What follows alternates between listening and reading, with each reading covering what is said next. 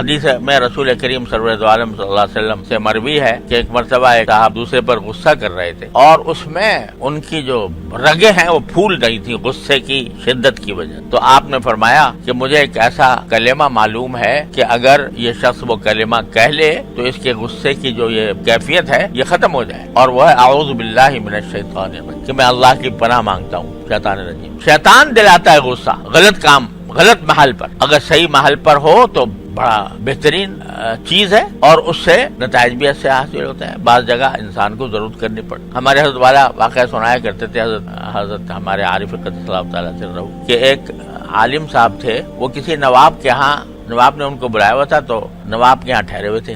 بڑے نواب تھے, ان کی بڑی حویلی تھی, تو اس کے مہمان خانے میں ٹھہرے ہوئے تھے, اور مہمان خانے کے باہر جو ہے وہ چوکیدار محافظین چکر لگاتے رہتے تھے کہ کوئی چور وہ نہ آ جائے. اتفاق سے جہاں مولانا ٹھہرے ہوئے تھے جس حصے میں, تو وہاں پہلے زمانے میں کمروں کے ساتھ بیت الخلا بنانے کا رواج نہیں تھا, بیت الخلا الگ بنائے جاتے تھے. تو رات کو وہ ضرورت پیش آئی ان کو سوتے ہوئے بیت الخلا جانے کی. باہر جو نکلے تو وہ محافظ جو گھوم رہے تھے, ان محافظوں میں سے ایک محافظ جو ہے وہ آگے کھڑا ہو گیا, کون ہو تم؟ ان کے ہاتھ میں وہ عصا تھا, تو کہا ہم ہیں بڑے مولانا صاحب.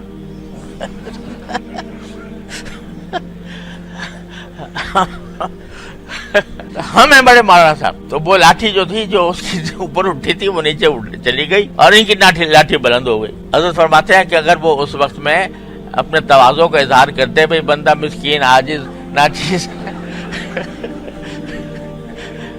تو لٹ سر پہ پڑ گیا تھا. تو وہاں اگر یہ غصے سے جواب نہ دیتے تو اپنا دفاع کرنا ممکن نہیں تھا. تو آدمی اللہ تعالیٰ نے غصہ اس کام کے لیے رکھا ہے کہ جب ضرورت پیش آئے دفاع کی تو اس کو استعمال کرے, لیکن استعمال اسی حد تک کرے جس حد تک ضرورت ہے, اس سے آگے نہ بڑھے. اب یہ حد کون کھینچے؟ کوئی 2 اور 2 4 کا فارمولہ اس کا کون بتائے بھئی اس حد تک تو غصہ ٹھیک تھا, اس سے زیادہ جو ہے وہ غلط ہو گیا؟ یہ کون بتائے؟ اس کا کوئی ریاضی کا فارمولہ نہیں بنایا جا سکتا کہ 2 اور 2 4 کر کے بتا دے کہ اتنا ڈانٹنا تو صحیح تھا, اس سے آگے غلط تھا.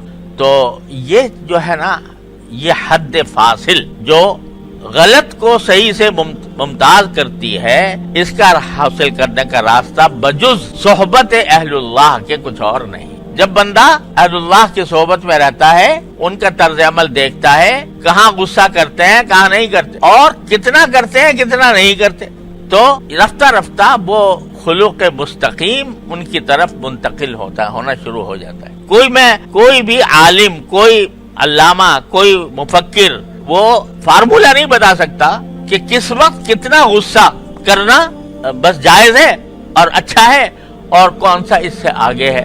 تو بجز صحبت کے اور بجز توفیق الہی کے, بجز اللہ تعالیٰ کی توفیق کے یہ چیز حاصل نہیں ہوتی. اس لیے مانگ رہے ہیں سرکار دو عالم اسألک خلقا مستقیما, کہ میرا غصہ بھی جو ہو وہ مستقیم ہو, یعنی صحیح محل پر ہو, اور صحیح محل پر ہونے کے ساتھ ساتھ اسی حد تک ہو جس حد تک کے ہونا چاہیے, اس سے آگے نہ بڑھے. سوشل میڈیا پر سب سے قدیم اور سب سے ریلائبل برانڈ www.darsequran.com